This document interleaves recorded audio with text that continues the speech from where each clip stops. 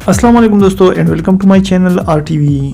दोस्तों दुनिया भर में करोड़ों सारिफीन पैगामात और कॉल्स की मकबूल तरीन ऐप व्हाट्सएप को इस्तेमाल कर रहे हैं, लेकिन कल से बहुत से सारिफीन इस ऐप के इस्तेमाल से महरूम हो जाएंगे। ऐसे तमाम सारिफीन जो विंडो फोन इस्तेमाल कर रहे हैं, इन्हें कल से व्हाट्सएप इस्तेमाल करने की सहूलत दस्तयाब नहीं होगी।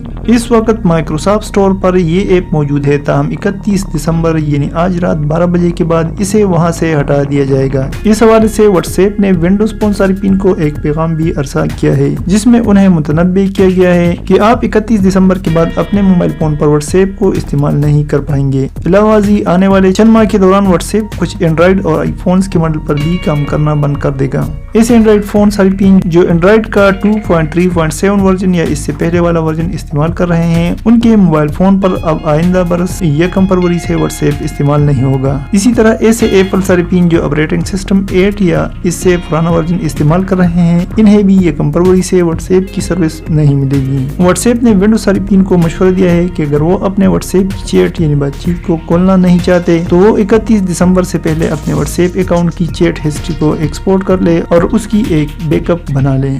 तो दोस्तों आज के लिए बस यही तक। इसी तरह की मजीद अपडेट्स के लिए हमारे चैनल को सब्सक्राइब कीजिए और मुझे दीजिए इजाज़त। अल्लाह हाफिज़।